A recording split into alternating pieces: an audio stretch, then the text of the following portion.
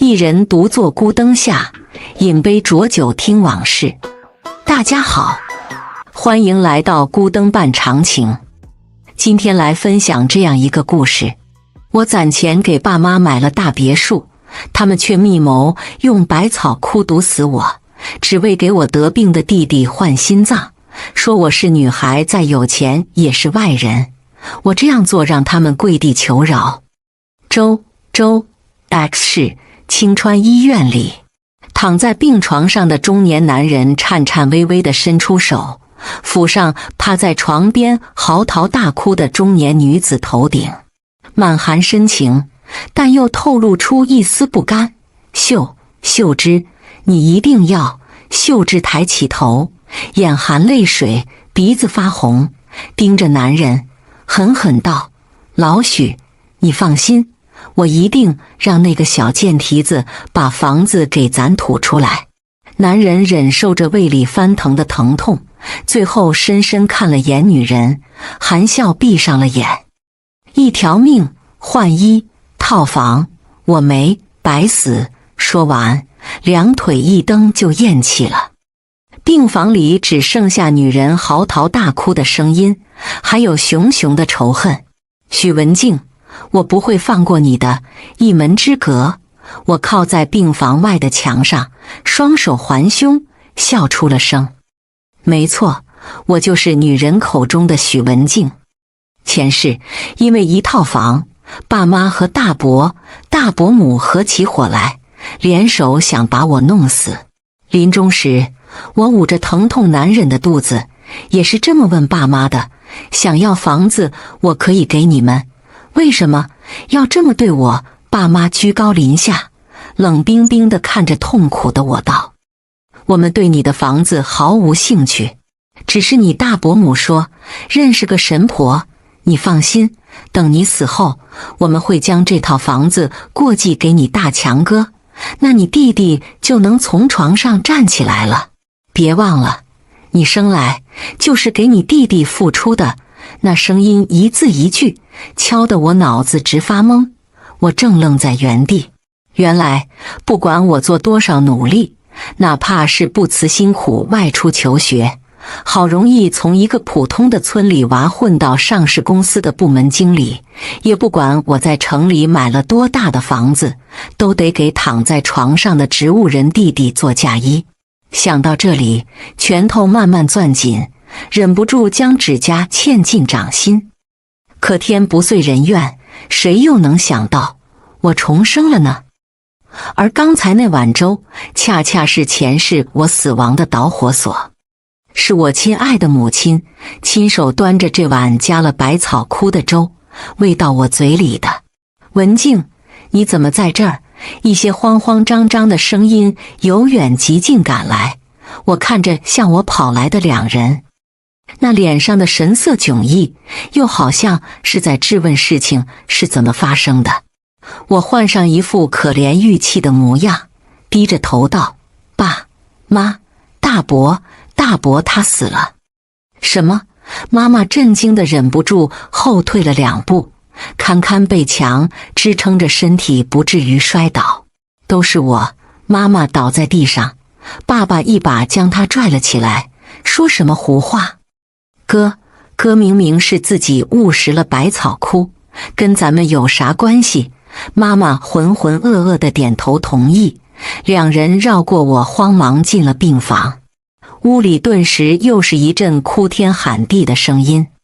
我懒得看他们做戏，回了家，看着眼前这个偌大的屋子，冷笑一声。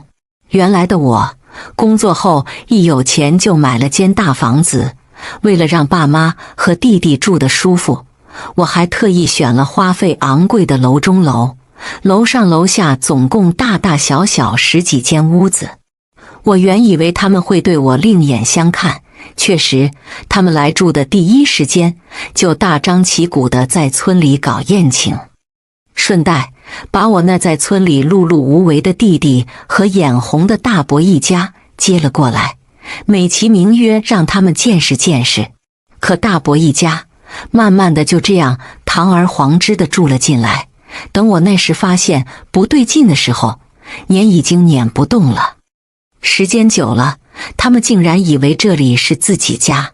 趁我上班的时候换了门锁，辞退了我请的阿姨，换上他们自己的亲戚，以地主之谊，借着我房子的名头请他们的儿子把女朋友带回来，诸如此类的事情太多了，我一时竟然说不全。可我从来不知道，恶心的大伯一家竟然跟爸妈有那种交易。死了一遭，突然看清了很多事情的真相。原来这一切都是他们早就策划好的，两拨人合起伙来想弄死我，达到自己的目的，让他们能团结一致对外的是我。我推开门，看着躺在主卧大床上的男人，他双眼紧闭，常年不见阳光的脸惨白，整个人均匀吐纳，好像就是睡着了似的。但我们都知道，他大概永远醒不过来了。尽管如此，爸妈还是把他安排在我买的房子里最大的主卧，美其名曰让他能感知到周围的好环境，说是有助于弟弟的康复。我几次想反抗，但又忍下了。虽然我也喜欢这间屋子，可谁让弟弟从小就是家里的掌上明珠呢？文静，你怎么进来的？门口传来妈妈疑惑的声音。是啊，我是怎么进来的呢？大概是那天他们把大伯送医时，我趁乱从他裤腰上将钥匙取下来的吧。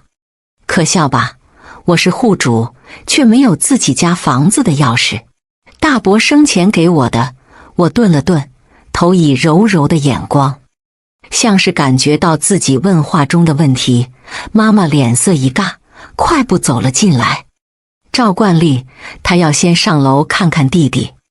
她向我走来，在我身边站定，叹了口气，出了这档子事儿，也不知道你弟什么时候才能醒来。我站在他背后，仿佛能把他身体洞穿。你愁的，怕是得一直等下去，不知道什么时候，用什么方法才能杀了我吧？大伯去世，跟弟弟有关系吗？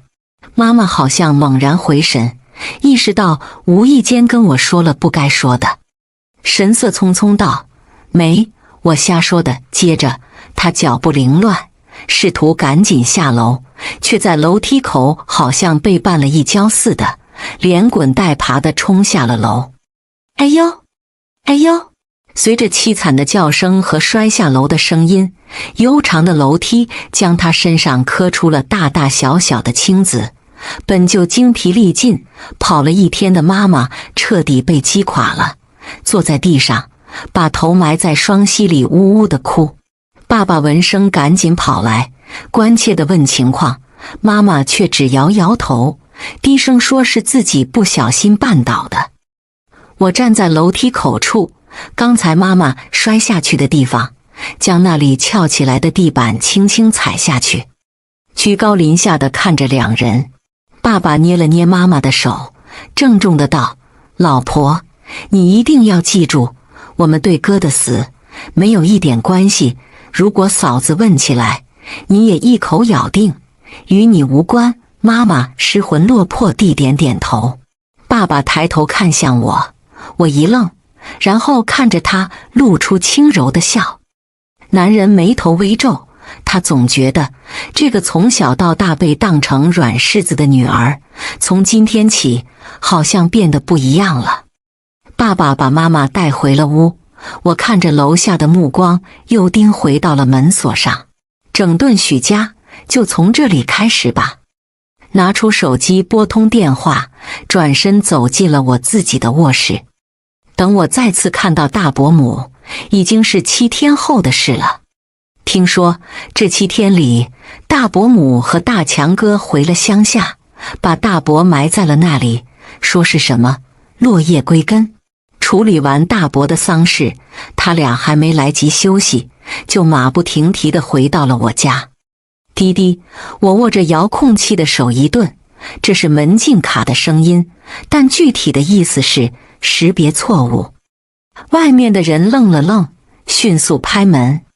有人吗？文静在家吗？怎么把锁换了？大伯母和你大强哥回来了。我环膝坐在沙发上，好整以暇地看着门外。来得正好，爸妈推着植物人弟弟出去晒太阳了。这偌大的屋里，只有我，还有一个半个屁都不敢放的小保姆。他听到第一声敲门的时候，就准备去，被我一声令下制止了。开门啊！许文静，弟弟、弟妹，你们都不在家吗？门外的拍门声愈发焦急，我嗤笑出声，忍不住想着，这两人是多怕我良心发现，把他们扫地出门啊！也是，前世的我就好像脑子被水泥灌了似的，从来没想过将这两个人赶走，反而纵容他们，妖言惑众，蛊惑爸妈，害死我。既然这样，那就先从他们下手好了。这边许久得不到回应的两人开始慌了，毕竟大红本上的户主名正言顺地写着我的名字，非要把他们撵走，他们也不敢说什么。没等林秀芝做出反应，许强就开始一脚脚地踹门，边踹边喊：叔叔、婶婶，快开门啊！你可不能因为我爸去世了，就欺负我们娘俩呀！这里虽然是豪华住宅区，也有不少邻居。听他这么一说，再配合那哐哐砸门的架势，有不少住户已经探出头来看热闹了。林秀芝见这招有用，自己也整个人往门上撞。是啊，快开门，让我们进去啊！我揉乱自己的头发，蹬着拖鞋，假装匆匆往门口跑去，突然将门拉开，装着气喘吁吁的样子道：大伯母，大哥，怎么了？许强正使出了全部的力，准备往门上踹，冷不丁被我拉开门闪着了，一个前滚翻就冲进了家里，一头栽在地上，哎呦哎呦的叫唤不停。林秀芝一脸不高兴，想杀人的表情呼之欲出，鼻子不是鼻子，眼不是眼的看着我：你这孩子在家为什么不开门？害我们白白被邻居笑话。说完，屁股一挤，闪身钻了进来。我带上门，也关上了自己的笑意。他们像回自己家似的，大咧咧地躺在沙发上，问：对了，我们的门禁卡怎么不能用了？我笑了笑，是这样的，大伯母，大伯已经去世了，人死不能复生，您节哀。再让你们住进那屋子，可能还会有大伯的影子，怕您害怕，我们就做主，把那家翻新了下，给您和大哥换了屋子。可是那装修工人来的时候，把门搞坏了，没办法，只能换了一个。我想着换就换个好的，整了个高科技识别的，但只有2把钥匙，真是不好意思。你们以后来可能要敲门了。两人听着听着，面色从一开始的一喜，到后来的满脸不乐，但看着我坚持的样子，最终还是妥协了。林秀芝低下了头，没事，反正伯母我也不怎么常出门。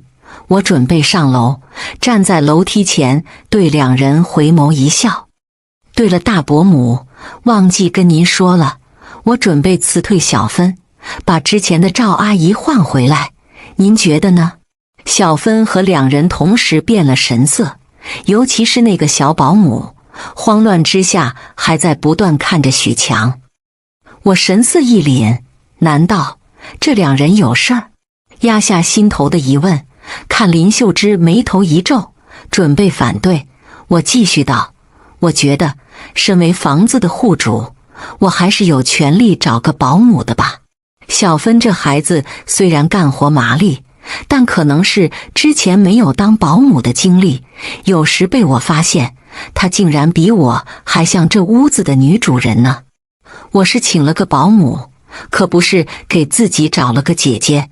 林秀芝憎恨地瞪了眼小芬，她没想到把自己的远房亲戚送来打工，竟然能被主人家发现他的愉悦行为。旁边的许强好像有些按捺不住，时不时偷看小芬，却跟他的眼神对上了，又迅速别开。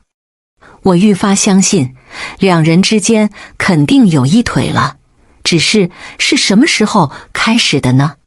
幸好林秀芝是个有脑子的人，人在屋檐下，不得不低头。她收敛了脸上的神色，摆出一副老实的样子，搓了搓双手。没关系，文静，不合适的人咱就换，谁让这房子是你的呢？你说了算。最后半句显然是说给有心人听的，那意思分明就是谁拥有了这套房子，谁在家里的话就大过天。我点点头，捂着唇笑出了声，还是大伯母明事理。对了，小芬，现在就收拾东西走吧，我希望一会下楼就不会看到你了，我们有缘再见吧。小芬还准备说什么，我已经转身上了楼。我关上门，听着楼下有些吵闹的声音，没过一会，又有人咚咚上楼的脚步声。咔嗒一声，有人打开了我旁边门的屋子，原来是许强。我贴在墙上，努力听着旁边的动静，果然，那嘈嘈杂杂的声音证明屋里有2个人，女人的声音细细小小，我得贴上去才能听到。强哥，你得帮帮我，我不想走。许强恼怒地说，我帮你，没看到吗？我今天都差点进不来，也不知道那女人脑子抽什么风。你也是，你又让她抓住啥把柄了？女人被凶哭了，抽泣着说，那天她在睡觉，我以为她睡熟了，就坐在沙发上，打开旁边的点心盒子，边看电视边吃了2块，可谁知道他无声无息走到我后面，板着脸骂我，说这是准备送给他上司小孩的礼物，是托人从国外带回来的进口点心，一盒就要几万块。许强一拳头砸在墙上，连一墙之隔的我都吓了一跳。你疯了吧？偷吃他的东西干啥？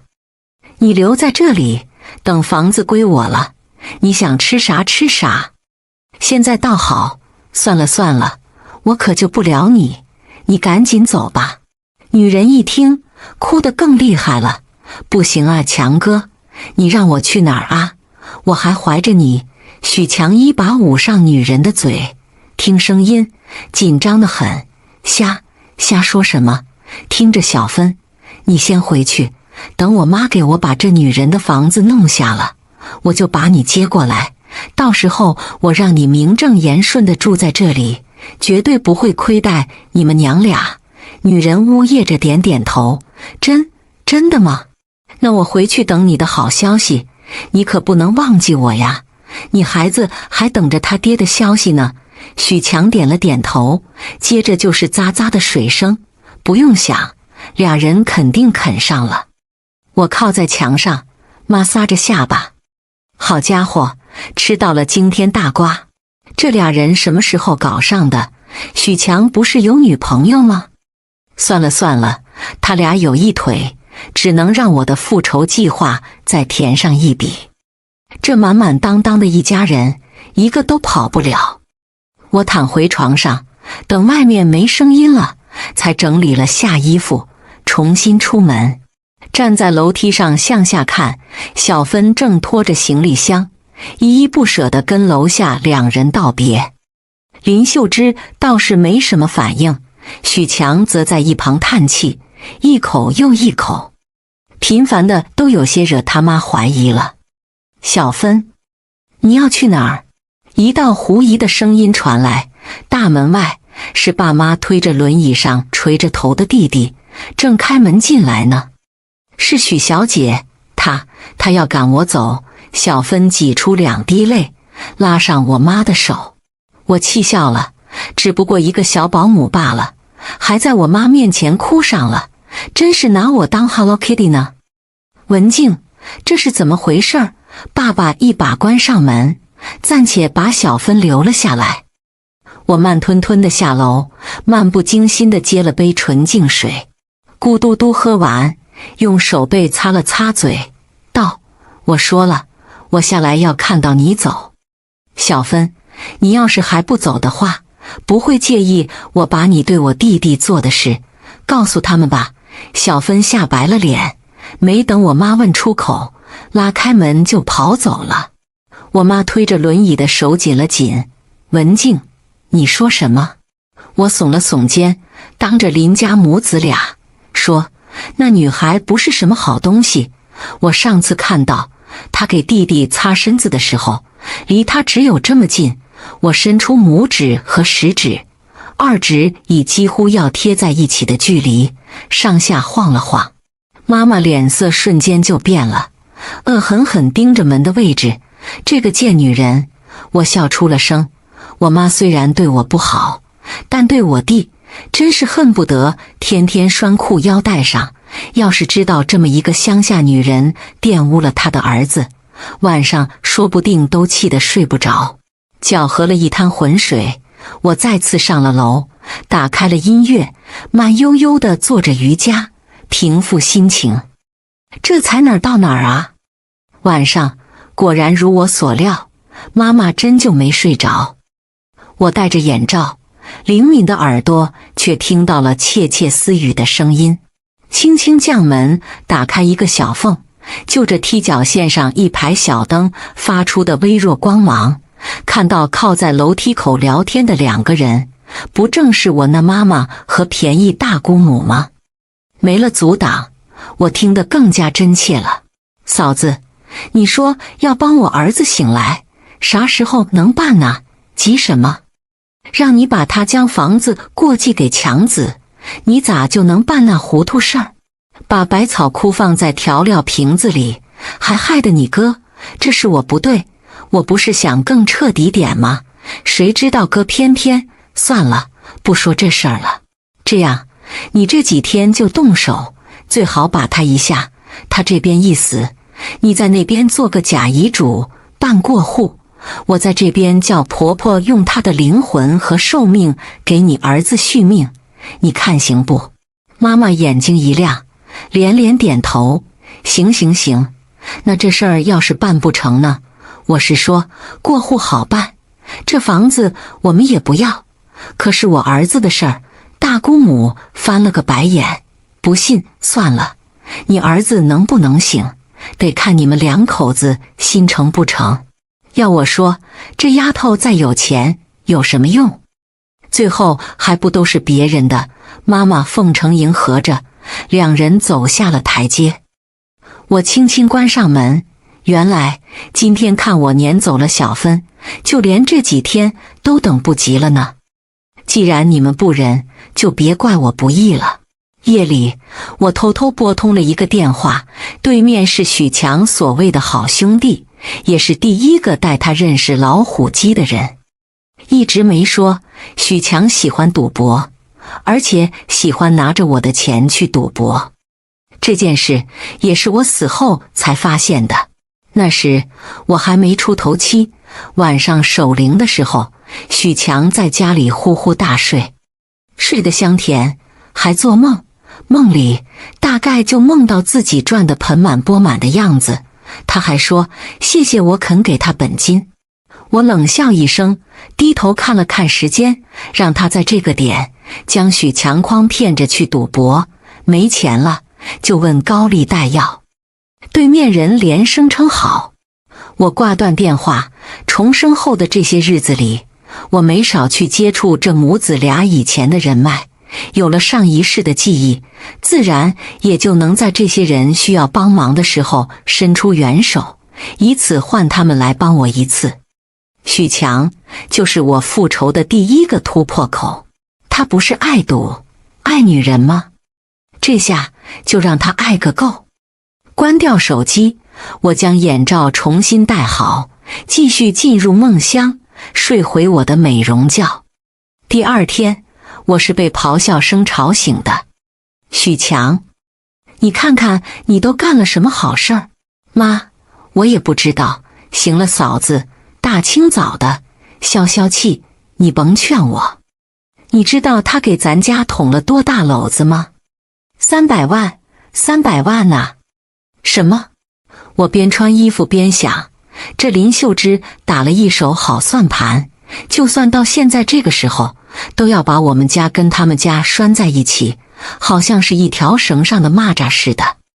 一口一个咱家，这意思是要让我们出这300万。我收拾好下楼，看着楼下站满了乌泱泱一片人，揉了揉眉心。怎么了？林秀芝不好意思地笑了笑，可眼里却满是贪婪。吵醒你了，文静。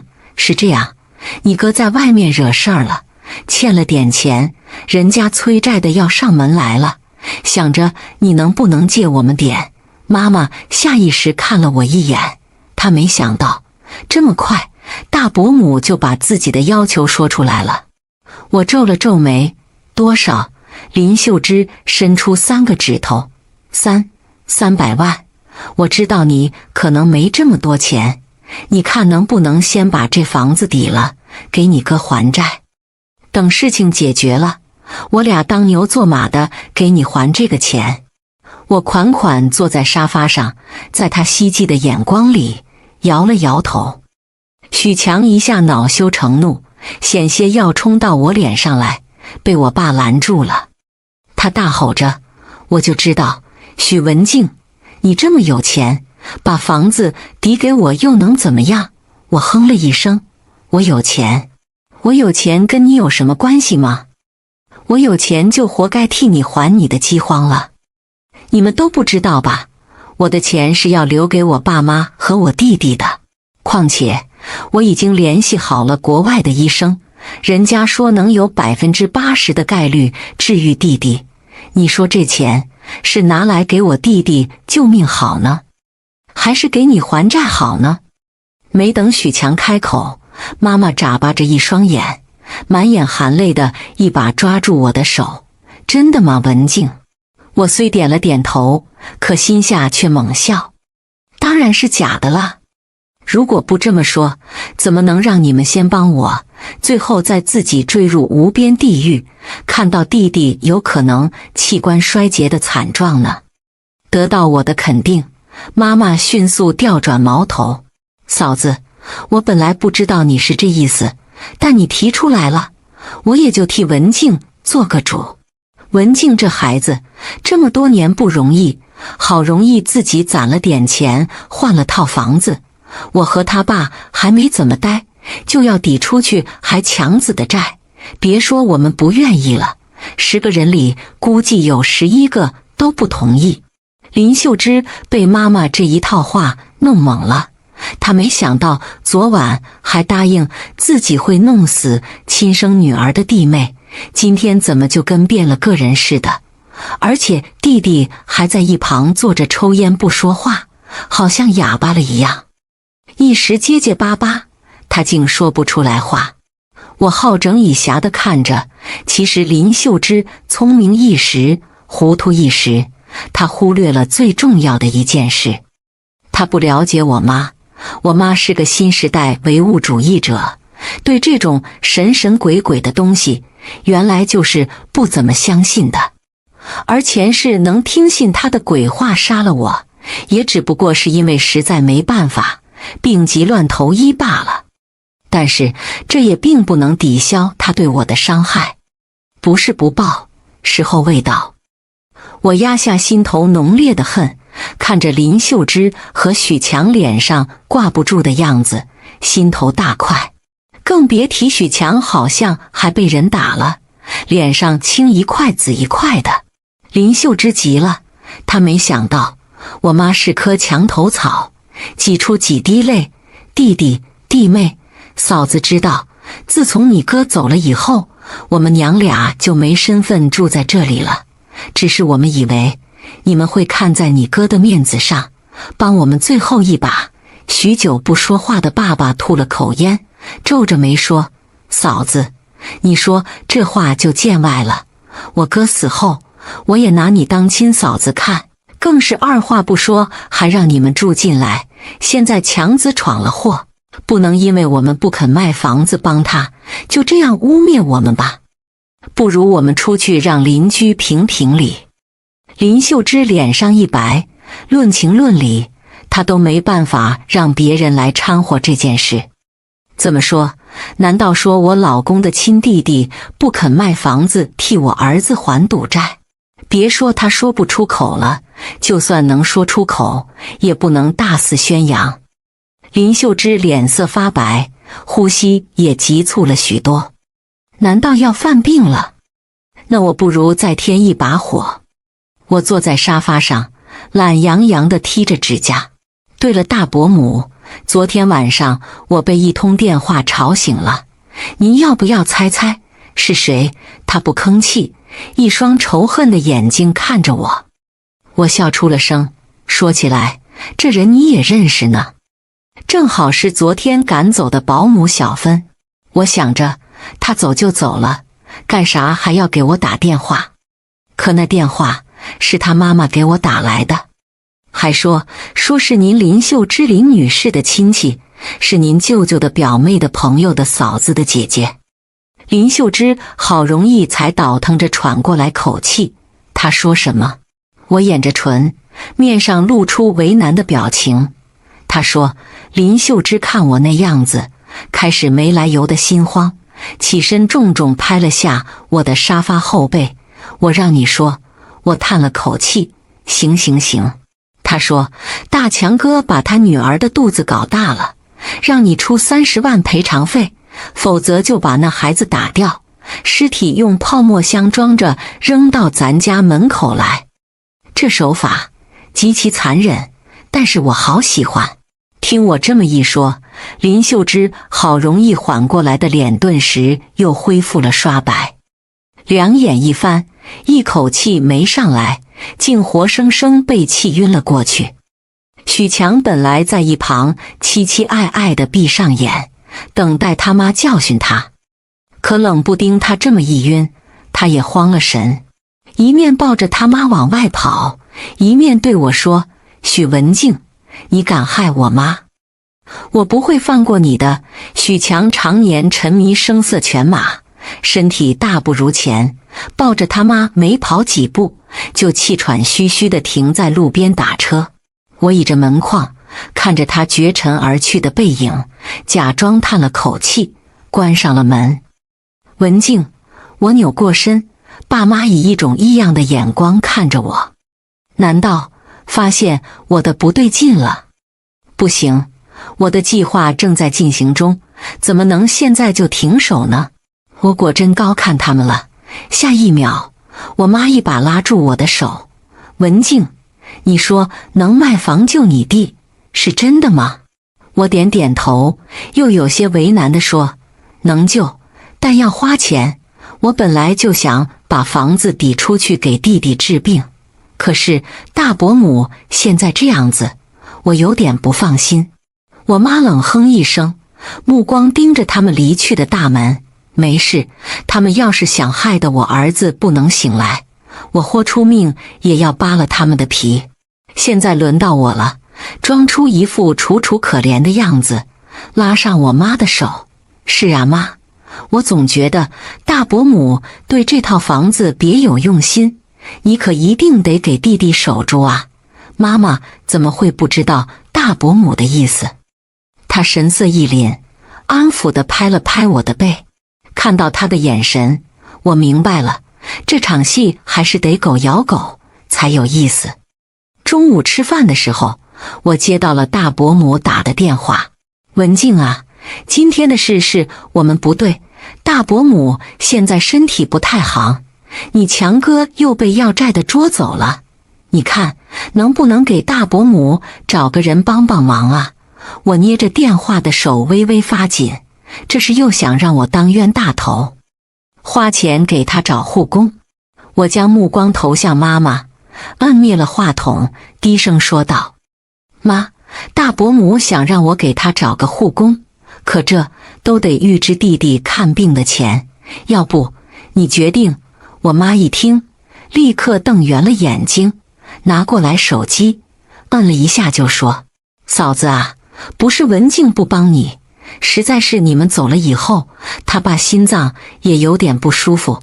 我家毕竟没那么多钱，这钱都给他爸用了，你们还是想想别的办法吧。总不能因为自己儿子不行，就把主意打到别人家孩子头上吧，对不？那有钱人多了去了，嫂子，你放过我们家吧。大伯母一听，没了声音，可能在对面气的都快翻过去了。我妈迅速挂断电话，还设置了呼叫转移，说以后大伯母再打电话直接会传到她手机上，我不好说的事情她来解决。我点点头，刚准备把一口饭送进嘴里，她又问我，你说的是什么时候能办？我假装低头看了看手机，笑出了声。妈，何医生说今天就能办，只是得让弟弟住到他们医院去。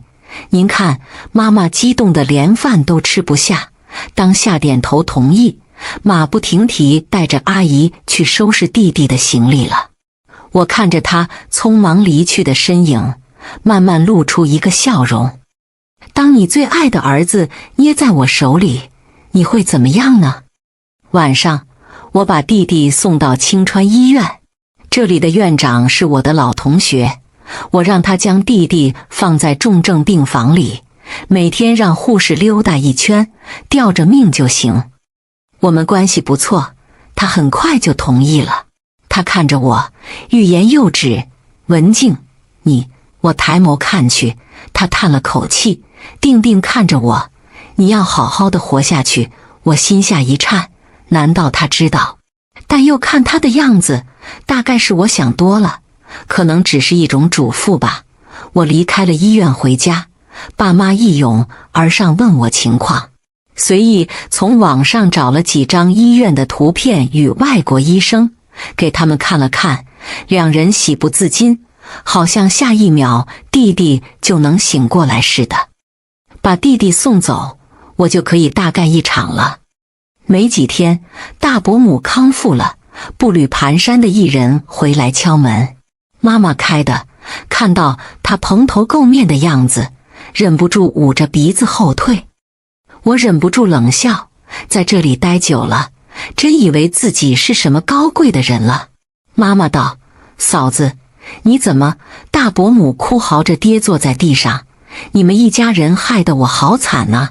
强子自从那天被催债的人捉走，再也没回来过，那些人还去我病房里闹，医院早就把我赶出去了。我没钱，从郊区医院回到这里，只能边走边歇，流浪街头，好容易才回来。弟妹，你们不能不管我呀！我是你嫂子，你大哥在天之灵也不会安心的。妈妈对他的样子本来还抱有一丝同情，看他这么大闹，彻底崩了，把门框的一声弄开，指着大伯母鼻子骂道，嫂子，你这说的是什么话？你儿子赌博欠债，你们母子俩算盘倒打得好，想让我女儿卖房子给你们还债。这么多年你们住在这里，我们已经退1万步了，没想到你们还变本加厉。妈妈双眼被泪糊满了，恨恨地看着许强，一双手忍不住发抖。你好狠的心！他是你叔叔啊？许强冷哼，叔叔？把我们撵出来，用椅子砸我的时候，怎么不说是我叔叔婶婶了？许文静跟你们一样，冷漠自私，不得好死。放心，你们一家人会在地下齐齐整整的。妈妈倒退着试图躲避，但许强杀红了眼，已经分不出谁是谁了，一心只想让妈妈死。女人的力量更弱，我忍不住捡起摔落在一旁的木椅把，向许强手上打去，那柄刀就那样掉在了地上。我赶紧猫下腰将刀捡起来，这留着，我有用。妈妈见我帮她，下意识看了我一眼，见许强没了武器，她不知哪里来的勇气，竟然想跟他正面刚。许强就算再受伤，也是个大小伙子。他一把抓住妈妈的头发，将她在地上拖行着，拉到爸爸尸体旁，紧跟着双手用力死死地掐住了他的脖子。我能救他，但一想到前世我死时的样子和死后的真相，抬起的刀还是又放了下去。对不起啊，爸妈，这辈子轮到我欠你们了。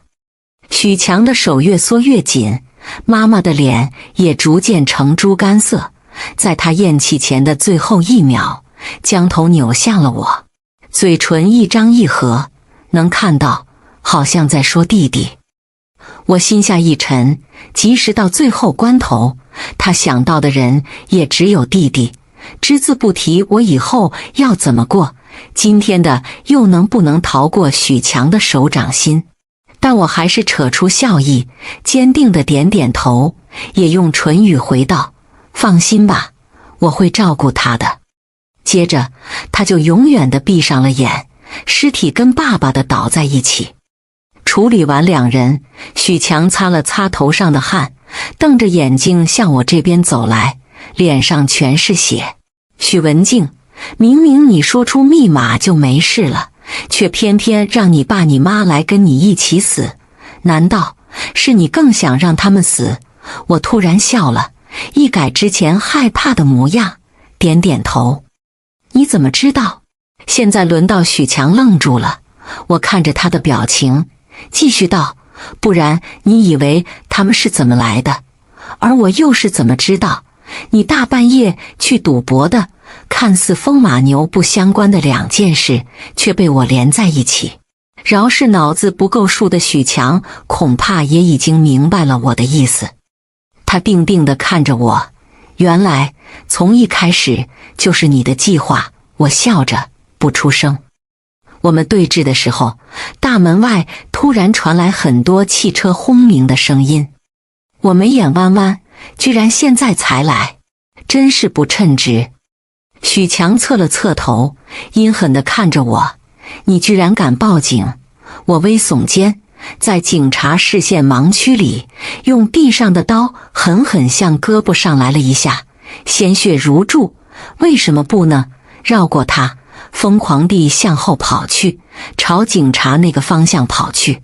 冲出来一个女警，试图抱我，但身后许强恐怕想拉上我一起死，竟也不要命地追着我一起跑过来。在那些警察迅速围上来前，我蓦地回身，身子发抖，将刀子伸直，许强一个刹车不及，竟硬生生撞了上来。小刀完全没入男人体内，我倒退着，一脸难以置信，浑身发抖地跪坐在地上，蒙脸大哭。女警被这一幕弄了个措手不及，现在只能上来环抱住我，嘟囔着：没关系，一切都过去了。我在她怀里勾唇浅笑，可能在他们眼里，我是一个完全的受害者吧。许强是被抬走的，听女警说他是被我那一刀捅的，竟然大出血了，现在要被送往医院治疗。医院吗？我抬起头看着他，是哪个医院？女警想了想，好像是青川医院。是这样啊。我又低下了头，裹了裹腿上的毯子，小口浊水。接受完公安方面的审讯后，他们把我领到了会客室，而不是在审讯室。我很清楚，今天无论是从行程上看，还是从监控里找，我的行踪都干净得很，自然不会被当作犯罪嫌疑人。如果许强不慎死了，最多也只能判我个过失杀人或者正当防卫。他的行为恶劣，相比之下，我甚至可以当堂无罪释放。我抬起杯子喝水，掩盖了唇边的笑意。抱我的女警围上来，小心翼翼地问我：你没事吧？我故作坚强地摇了摇头：没。我的爸爸妈妈呢？女警别过头去，没再说话。我也像是知道了什么似的，只是低着头哭泣，肩膀耸动。过了一会，见留着我也没什么用，警察安排车把我送回了家。一进家门，我就赶紧冲进浴室，洗完后躺在床上，感受着柔软四件套包裹我的绵软感。这种久违了的放松时刻真好啊！没想到兜兜转转，最后这个家竟然还是我一个人的。你说他们图什么呢？等休息好，我给朋友打了电话，让他好好照顾我弟弟，顺便还有那个杀了我爸妈的杀人犯许强。对面手机里先是沉默，就在我忍不住挂断的时候，他出声了：文静，你这样真的会开心吗？我怔愣，心下没来由的发颤。会，他舒了口气：好，我会帮你的，我们是最好的朋友。我挂断了电话。复仇的路来得太顺利，顺利到我都觉得有些难以置信。以后就要把我的弟弟常年放在病房照顾了，这不比在家里舒服多了吗？有什么问题更是可以及时就医。第二天，女警给我打来了电话：许文静，你在做什么？我故作虚弱，我也不知道我在做什么，我一天没睡觉了，我害怕许强会杀了我。女警叹了口气，严肃道：你知不知道医院传来消息，许强死了？我一愣，他动作竟然这么快吗？女警可能觉得我被吓到了，试探性地跟我说：你放心，这件事你是受害者，他的死是意外，我甚至可以给你作证，至少能判个正当防卫。我摇摇头：没关系，判我什么都认了，只要该死的人都死了就行了。谢谢你，这是我重活一世最常说的话。当然，事情最后的走向还是跟我说的差不多。我正当防卫，甚至有些防卫过当，但还是无罪释放了。许强罪有应得，但因为已经身亡，免受牢狱之灾。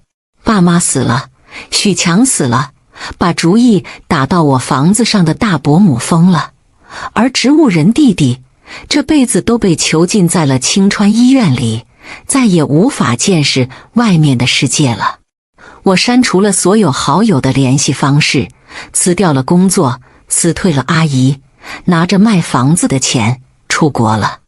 飞机缓缓升空，我接过空姐给的橙汁，坐在飞机上，看着窗外飘过的云，如释重负的，终于发出了一声来自内心的笑。重活一世，我要更精彩。